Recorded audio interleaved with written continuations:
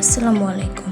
আজকে আমি শেয়ার করব আমার মায়ের হাতে আলু, পটল, বেগুন দিয়ে মাছের ঝোল, যা খেতে দুর্দান্ত হয়েছে।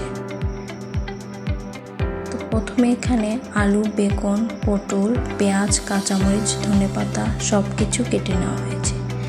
তারপর এখানে মাছটা ম্যারিনেট করে 5 মিনিট রেখে দেওয়া হয়েছে।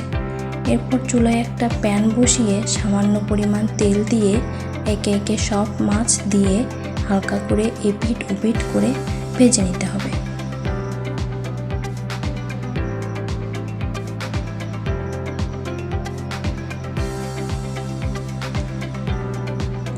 ভেজে নেওয়া হয়ে গেলে মাছগুলো একটা বাটিতে তুলে রেখে দিতে হবে। এরপর চুলায় একটা পাতিল বসিয়ে তার মধ্যে হালকা একটু তেল দিয়ে কাঁচামরিচ, পেঁয়াজ লাল লাল করে ভেজে নিতে হবে। ভেজে নেওয়ার পর এর মধ্যে আদা, রসুন, জিরে বাটা একসঙ্গে দিতে হবে। এরপর ধনিয়ার গুঁড়ো, মরিচের গুঁড়ো, হলুদের গুঁড়ো দিয়ে অল্প পরিমাণ পানি দিতে হবে, যেন গুঁড়ো মশলাগুলো পুড়ে না যায়।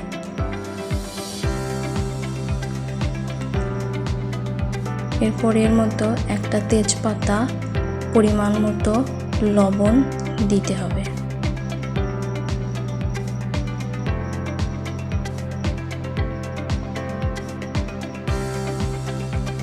এরপর কিছুক্ষণ কষিয়ে নেওয়ার পর উপর থেকে যখন তেল উঠে আসবে,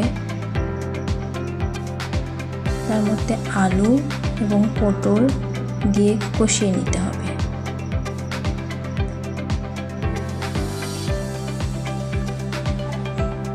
কষিয়ে নেওয়ার পর সামান্য পরিমাণ পানি দিতে হবে, যেন আলু এবং পটল আধা সিদ্ধ হয়।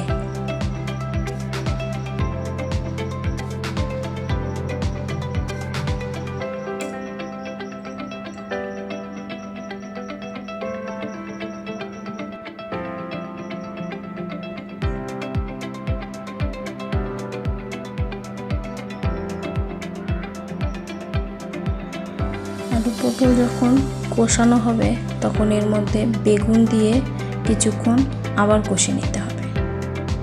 কষানো হয়ে গেলে এর মধ্যে ঝোলের পানি অ্যাড করতে হবে।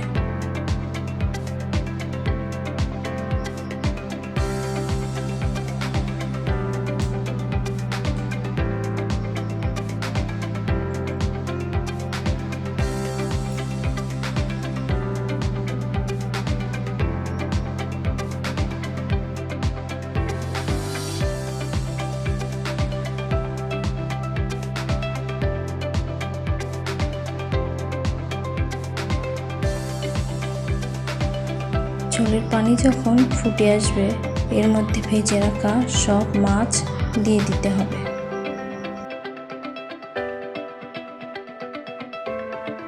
ঝোলটা যখন শুকিয়ে আসবে তার মধ্যে ধনিয়া পাতা কুচি দিয়ে আমরা নামিয়ে নেব। তো ব্যাস রেডি হয়ে গেল আমার মায়ের হাতের আলু, পটল, বেগুন দিয়ে মাছের পাতলা ঝোল। এটা গরম গরম ভাতের সাথে খেতে অসাধারণ লাগে। তার সাথে যদি হয় এক টুকরো লেবু, তাহলে তো আর কথাই নেই। আমার মায়ের হাতের রেসিপি যদি আপনাদের ভালো লেগে থাকে অবশ্যই শেয়ার করবেন।